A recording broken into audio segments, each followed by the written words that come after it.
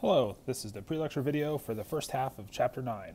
The topic of this chapter is molecular geometry and molecular shape for the first half of the chapter. The second half of the chapter will get into some theories of covalent bonding. So molecular shape is not necessarily determined based off direct inspection of a Lewis structure. For example, if you look at methane, methane turns out not to be a flat molecule like it's often depicted within a Lewis structure.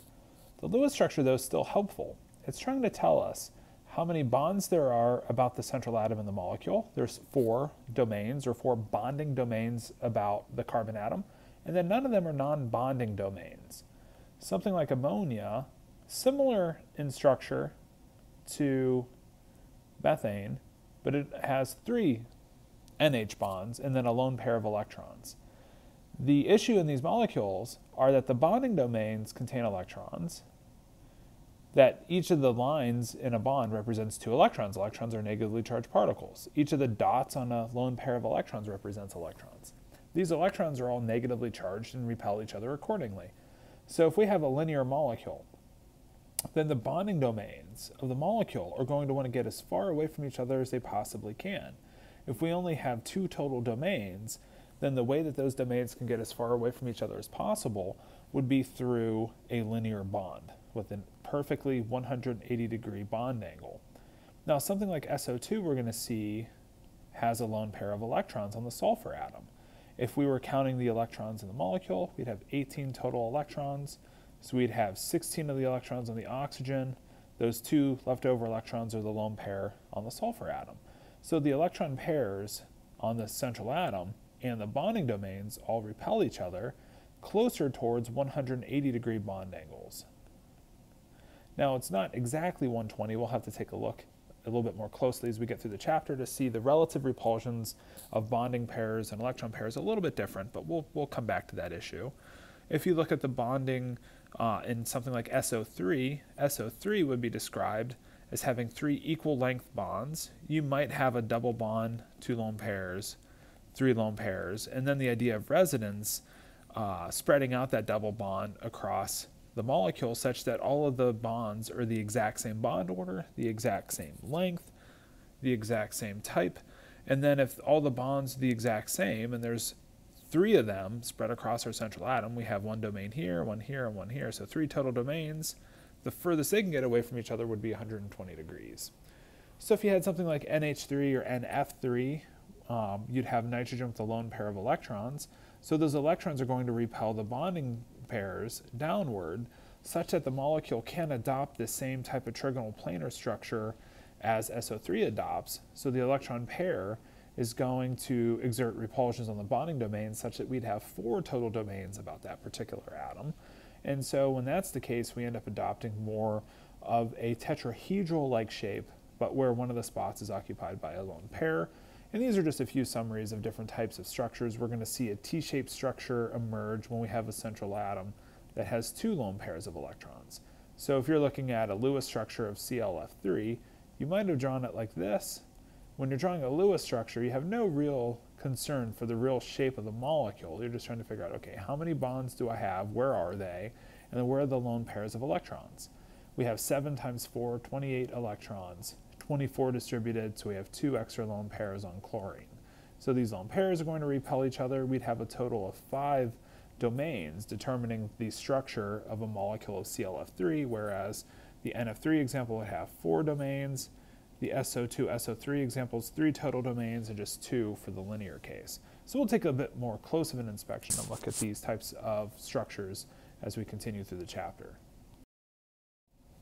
So what determines the shape of the molecule? Well, the bond angles and the lengths are what are really determining the shape of the molecule, like however long these bonds are, and then whatever the bond angles are, those are determining the shapes of the molecules. So we have linear shape, that's when we have 2 atoms bonded to a central atom with no lone pairs left over on that central atom. We have trigonal planar structures emerge when we have a central atom, no lone pairs, 3 bonds. We have a tetrahedral shape emerge when we have 4 domains connected to a central atom. This would be the geometry of methane. So having 4 bonding domains, all of them exactly the same, then we're going to end up with perfect tetrahedral bond angles, where all these angles are exactly the same. So we'll call these all A for angle. So the angle here would be equal to 109.5 degrees. That's the bond angle of a perfect tetrahedron. So tetrahedron gets its name from having an equal-sided pyramid with four pyramids on it, or four triangles connecting the outer atoms. Likewise, if you have 5 atoms connected to a central atom, no lone pairs in the central atom, the shape would be a trigonal plane connected with a bipyramid, axial connected set of bonds. So we have 2 atoms, 3 atoms connected on an axis, and then 3 atoms not on an axis, on like an equator around the molecule, forming the trigonal bipyramidal arrangement. And then lastly, if you had an extra atom from the last one, so if you have 6 atoms connected to a central atom, no lone pairs in the central atom, then the structure would be called octahedral. You might call it square bipyramidal, like trigonal bipyramidal. But octahedral also emerges as a name when you recognize that you have 8 quadrants of a pyramid up and down from the central atom, or from the outer atoms. So you end up with an 8-sided structure. So I always like to point out that the 8 in octahedral doesn't refer to 8 atoms attached, but rather 6, but the 8 is referring to the sides of the pyramid that emerges from that shape. Just like we had 4 sides for the tetrahedral, we end up with 8 sides to the pyramid for the octahedral geometry. So these structures are determining the shapes of these molecules. We'll see the shape plays an important role in determining some of the electronic behaviors of the molecules, such as determining some of their properties, like whether the molecule is polar or nonpolar, as a result of whether the molecule has a dipole moment or not. We'll talk about that as we get a little bit later into this particular video. Okay, so when we're looking at the shape of a molecule, what we're really trying to count are how many domains do we have. This would count as one domain. Even though it's a double bond, it's still just one bonding domain. This is another domain, and this is another domain. And then the non-bonding domain is a third. So that this counts as one domain, as do each of the single bonds. So this molecule here would have a total of 1, 2, 3 bonding domains, and then the 4th domain would be the non-bonding domain. So 4 total domains, one of them is non-bonding. So the molecule here is going to have a shape as a function of all of the domains. 4 domains can best spread themselves out in a tetrahedral arrangement. So the electron domain geometry would become the tetrahedral shape. And then we're going to try to name then the geometry that emerges of just where the actual atoms are connected. So we're going to want to come up with a name for just where the atoms actually lie. And one of the ways we can name this structure would be that it's a trigonal, but making a pyramid. So a trigonal pyramidal. And that will be the molecular geometry name. So these 2 domains go hand in hand.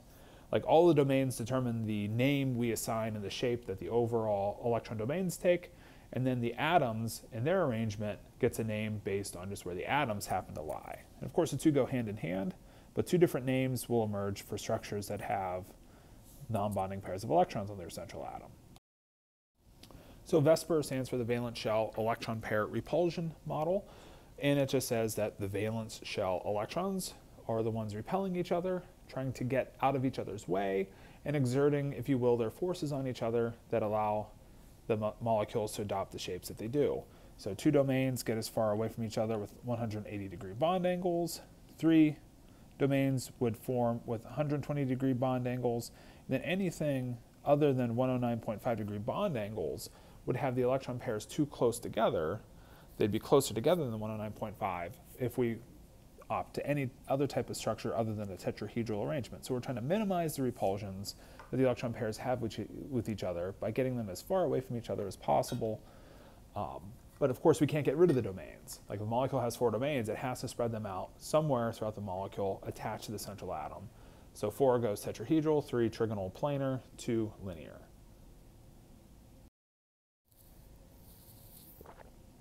So if we look here, we're just summarizing the bond angles for linear, 180, trigonal planar, 120, tetrahedral, 109.5 degrees.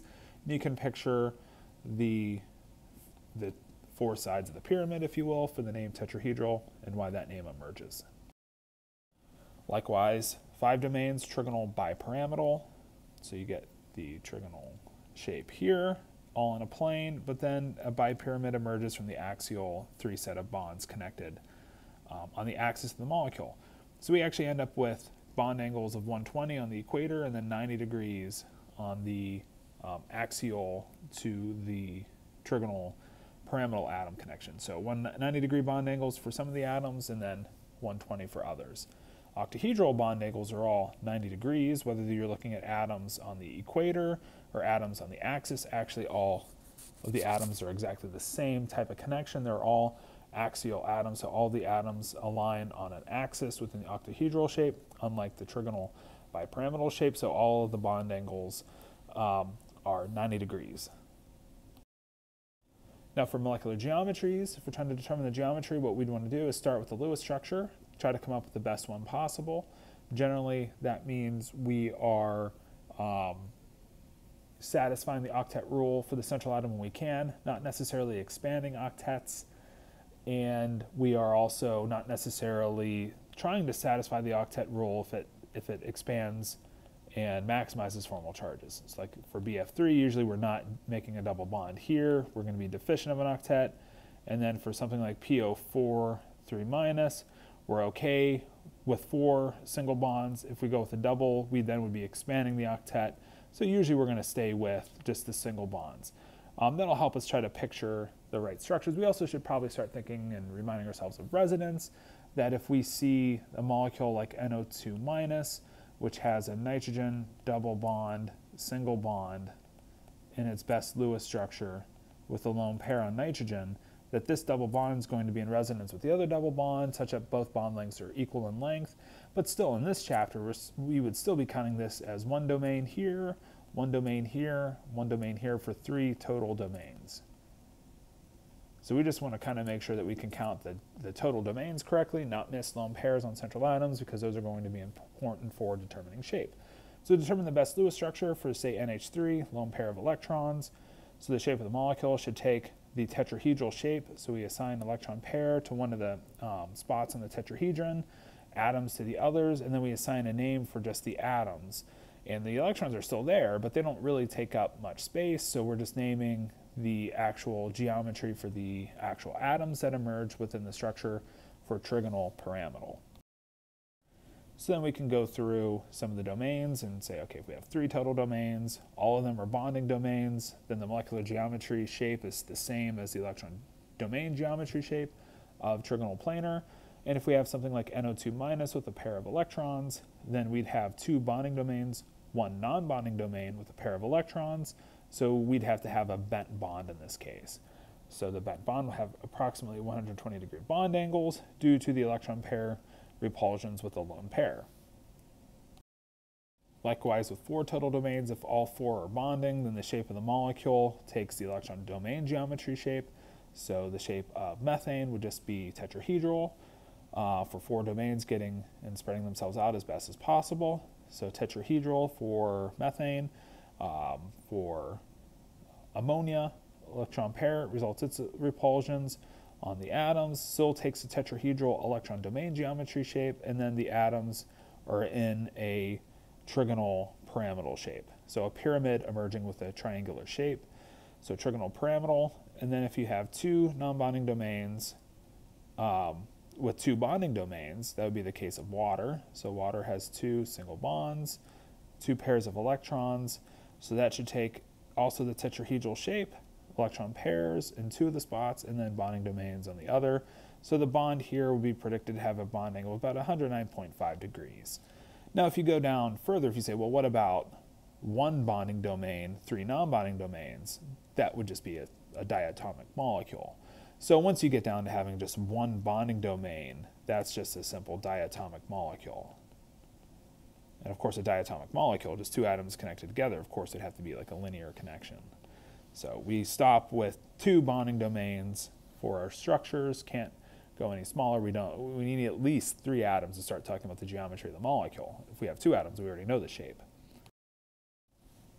So let's talk about the non-bonding pairs and bond angles for a minute. So non-bonding pairs are physically larger. They're like more spread out. So you take your charges on your atom, on your nuclei, you put 2 electrons in the middle that are bringing those nuclei together. You're spreading these electron pairs a fair bit out compared to having a non-bonding pair of electrons, where those negative electrons are going to be closer in on the nucleus due to not having another nucleus stretching them out further away from the nucleus.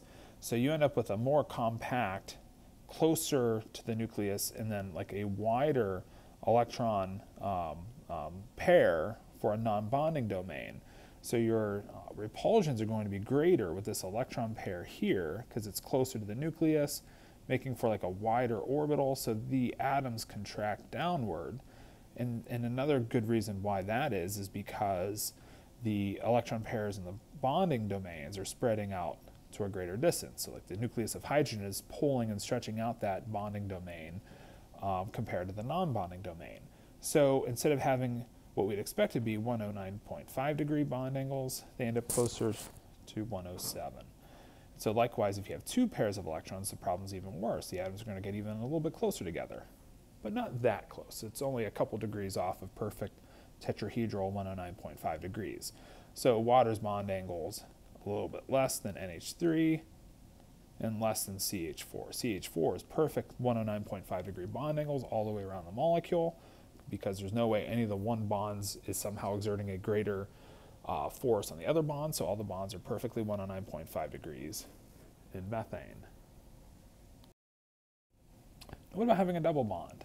So if we have a double bond in something like, this is actually phosgene, a nerve agent, but if you have a double bond here, you have 4 electron pairs, they're going to exert a greater repulsion on these longer single bonds. So double bonds generally shorter than single. We also have more electron pairs thrown into the bond, so the repulsions are going to be greater.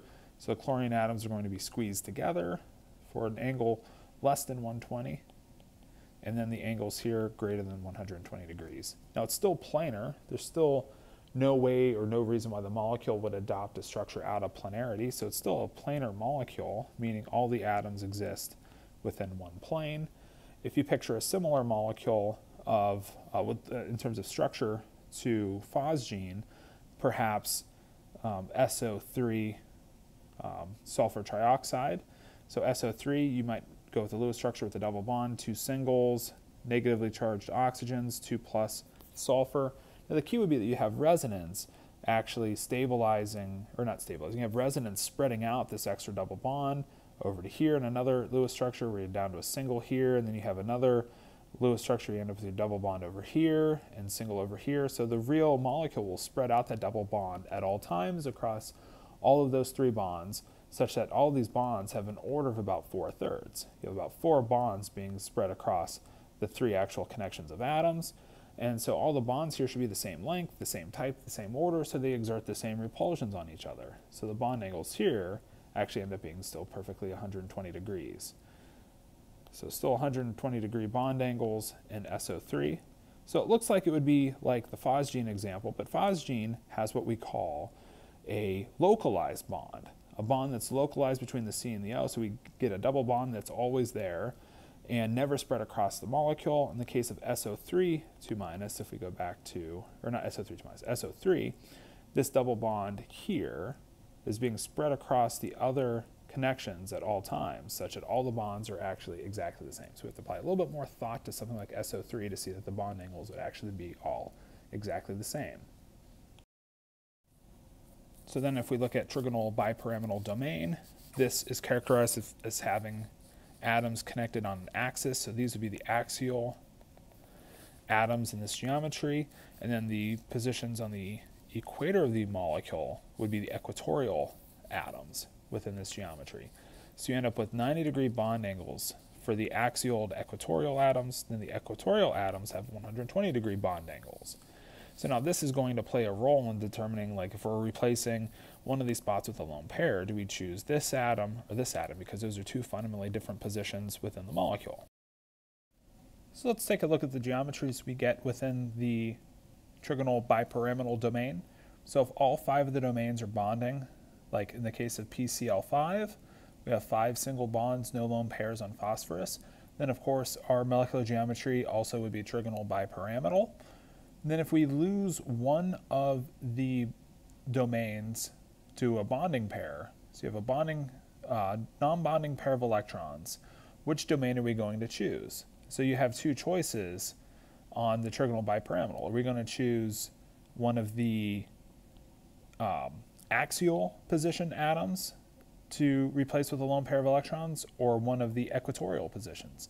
And you can see from the figure that it's the equatorial position that gets chosen to be the position of the lone pair electrons. So you have sulfur, lone pair, 2 fluorines opposite each other on an axis, then an F and another F on the equator with a bond angle of about 120 degrees. Now, what you can conclude here is that that must have been more stable than the alternative, which would have been losing an axial position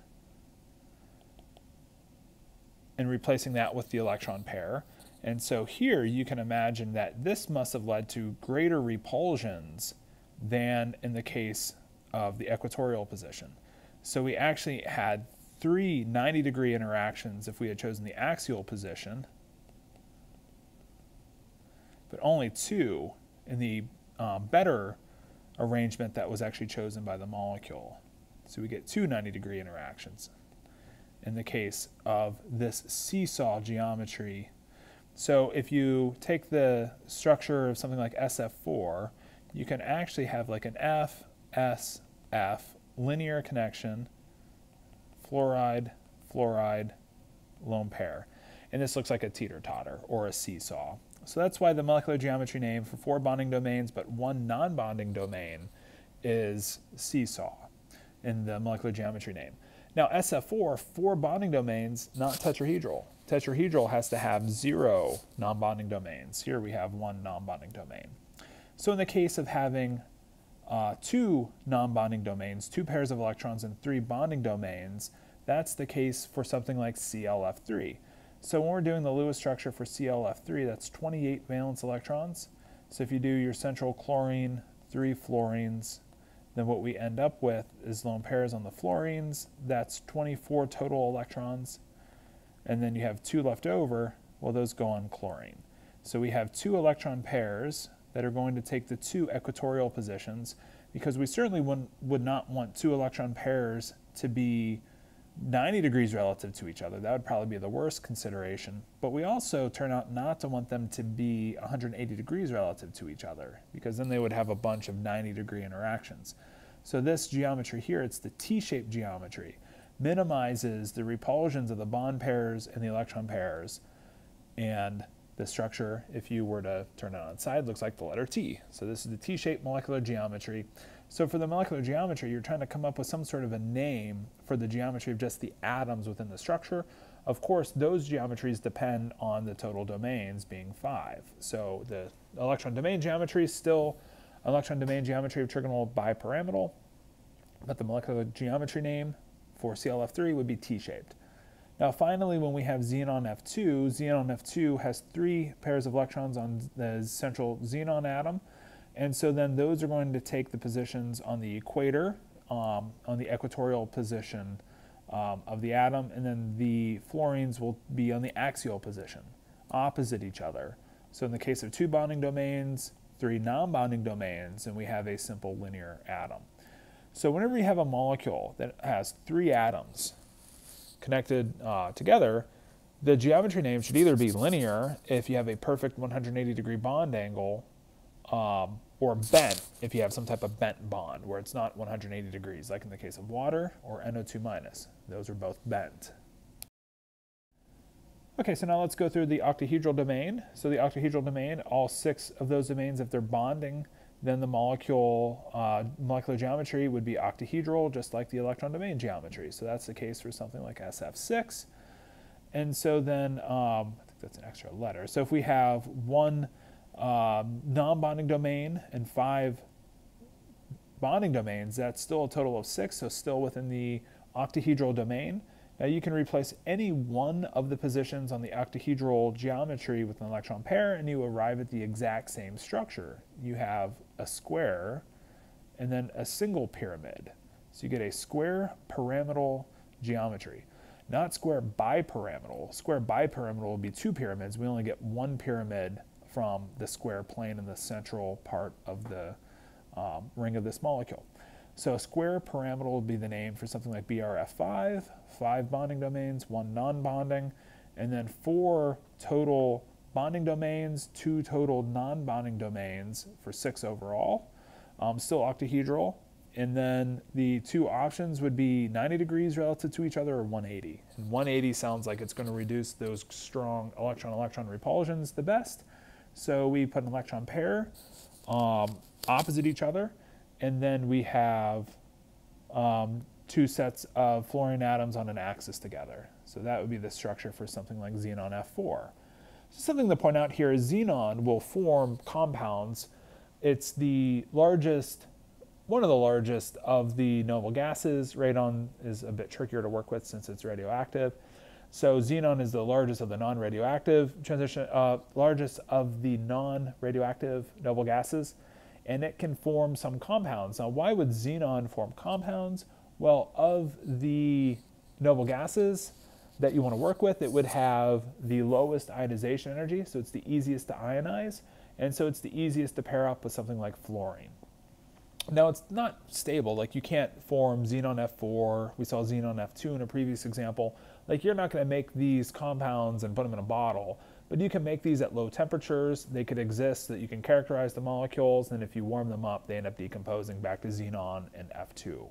So not the most stable of compounds, but they still exist long enough so that you can characterize them at least at low temperatures. Now let's take a look at the shapes of some larger molecules. So the first example here is CH3COOH. So notice that we have carbon double bonded to an oxygen, single bonded to an oxygen to an H, so we'd have lone pairs on the oxygens, because oxygen, like we pointed out in chapter 8, tends to form bonds with other atoms such that it has 2 bonds and 2 lone pairs. Carbon tends to form 4 bonds. We have 1, 2, 3, 4 about the carbon that I've circled, and then the carbon here is the CH3 bonded to a carbon. We also have 4 bonds there. So what we're looking at here is just the simple geometry of something like acetic acid. So if you get a structure that looks like this, then you could easily put together a Lewis structure.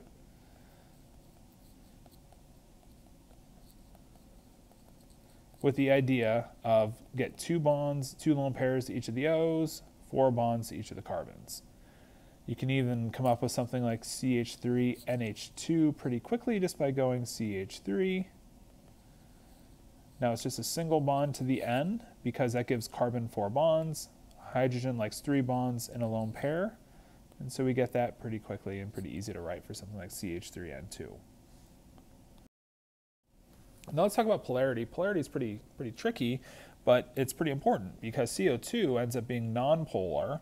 And as a result, it doesn't have as strong an affinity for itself. It's harder for it to stick together, if you will, so it's going to have a lower boiling point and melting point than compounds that are polar. So water is a similar compound that actually ends up being polar.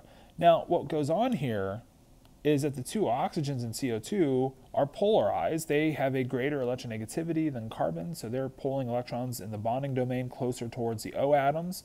Carbon's picking up a formal positive charge as a result. But the issue here is you get this big partial negative charge, partial negative. So if you park a second CO2 molecule, so if you have a second molecule of CO2, then you're just getting repulsion, not attraction for the molecule. So for 2 adjacent CO2 molecules to become attracted, what they're going to have to do is somehow induce a molecular dipole moment in each other in order for the 2 molecules to be attracted. There's not like a built-in polarity in the molecule to allow 2 adjacent molecules to be attracted together. And so what results is a weaker intermolecular attraction between adjacent CO2 molecules, and it's easier to separate them. So what ends up happening is that the boiling point and the melting point of a compound like CO2 ends up being lower than you would expect for a similar but polar compound. So water is situated in such a way that you get a negative charge on one end of the molecule and a big positive charge on the opposite end. So on this side of the molecule, you get a big positive charge, and on this end, you get a big negative charge. So you can take a water molecule and stack them on top of each other and have the plus and minus built-in electrostatic attraction.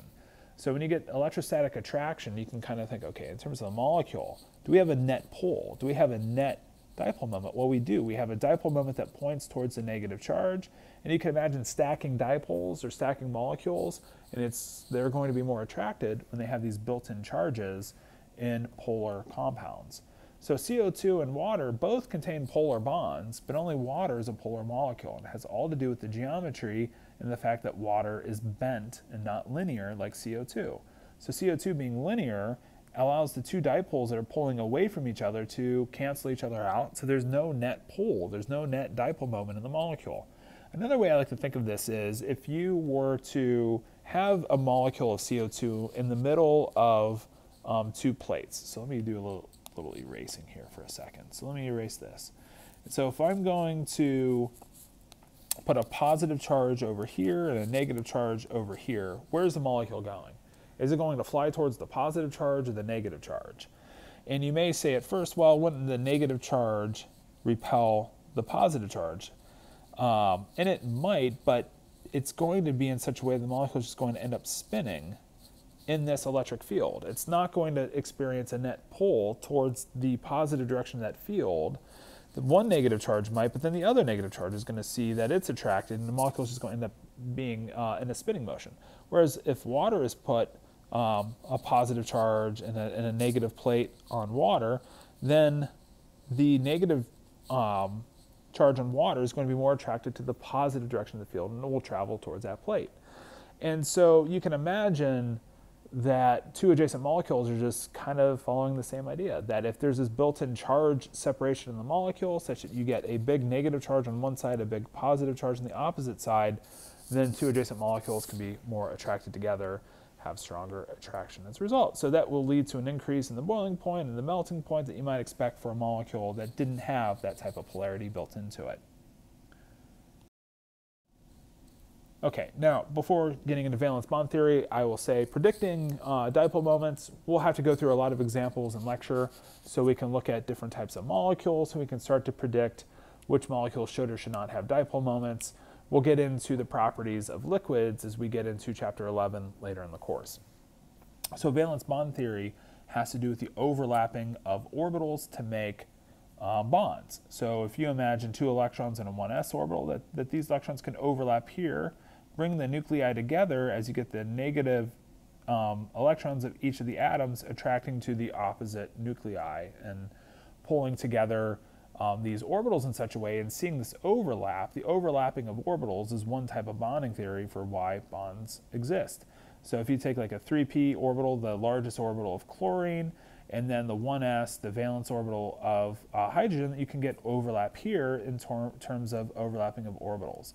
So you can also get overlapping of the largest orbitals in two adjacent chlorine atoms. So you can look at chlorine and say this could be like a 3p valence bond orbital, or you could have a 1s 3p orbital in something like HCl.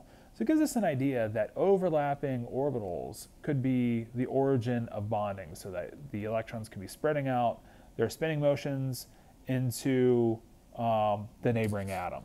And so another notion that will get picked up in molecular orbital theory a little bit later in the chapter that we'll talk about in the next video, in the second half of chapter 9, will be that each of the, that you almost get like a new orbital when orbitals mix together. You're actually going to get two orbitals in MO theory. So if you take two orbitals in MO theory, you'll get a stable bonding orbital that can hold two electrons, and you get an unstable or a less stable antibonding orbital that can hold a max of 2 electrons.